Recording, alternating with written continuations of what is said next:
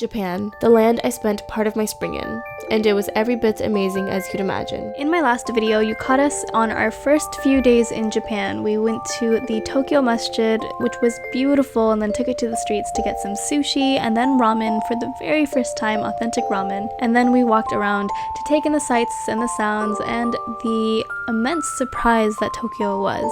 Stay tuned for more.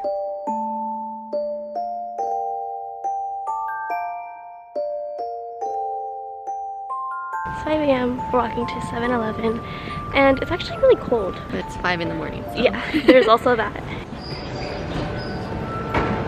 Wow, it's like entering a dream. I could just live off of 7-Eleven here. So there are options like the grilled rice ball and this like salted rice ball, but I don't know if it's worth it, if it's just rice. And then there's like the green chili pepper and miso. Ooh, miso. This red bean one and this mushroom one, but we're gonna get ones with fish, I think. Oh, and there's this one too.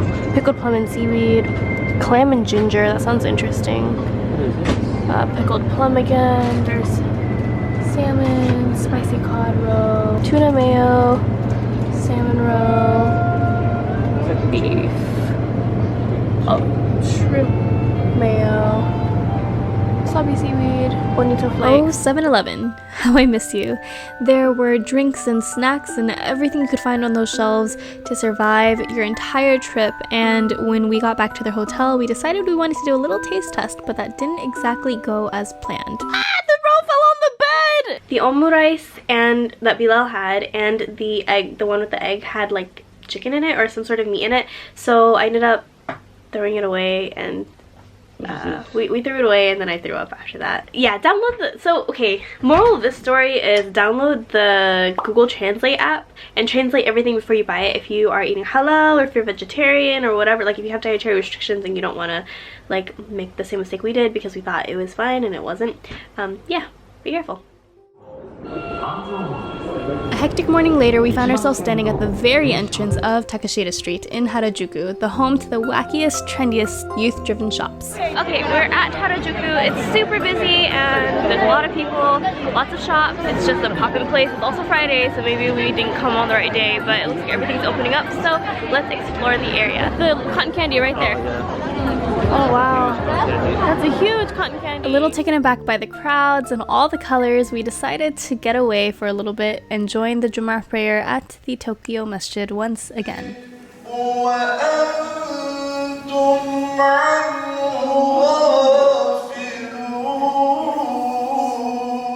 First, there was beautiful recitation of the Quran, followed by a khutbah, first given in, I believe it was Arabic, and then Turkish, and then English, and lastly Japanese.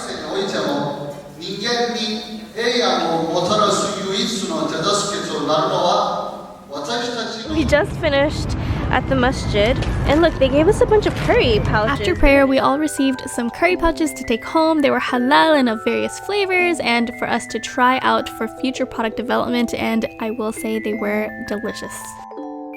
We are now at Ueno Park, all the vowels, Ueno Park, and it's beautiful. There's lots of trees, but there's also a lot of people, so it's kind of crazy. It's really crowded. We're just weaving the crowds.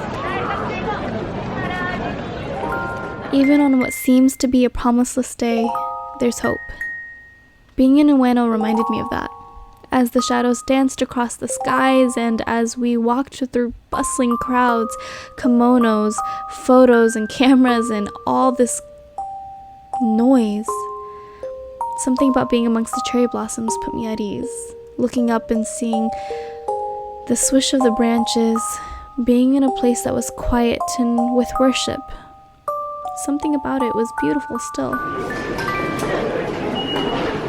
We are now at the Nakamise shopping street. So there's a lot of little trinkety shops like so. And oh, I found our friends. I found them. Oh, what in the world is this inception? We are walking through another street shopping area, and it's called Shin Nakamise, so it like intersects the Nakamise shopping district, but it has a lot of specialty shops. So this one has all the fans, and we walked past one with all the belts, and earlier we walked past one with like umbrellas only. So it's an interesting interesting one-stop shop type area. I'm so tired. My thigh, it hurts. I'm so tired. My thigh, it hurts. I think we found it. I think we found it. Alhamdulillah. And it's halal. She went. High-grade sugar. Lost my eyebrow.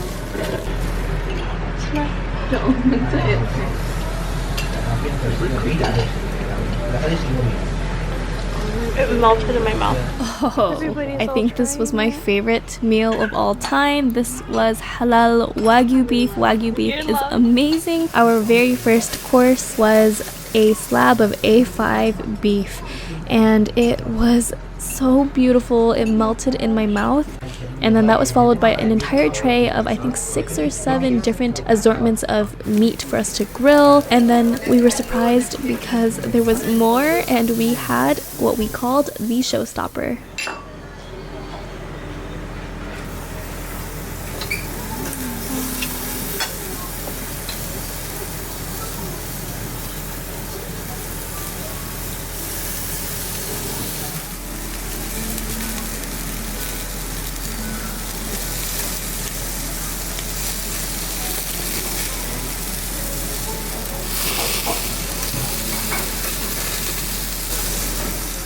This is egg sauce.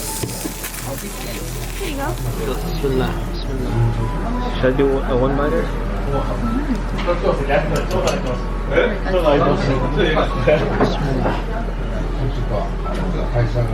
my god, look at all that raw egg.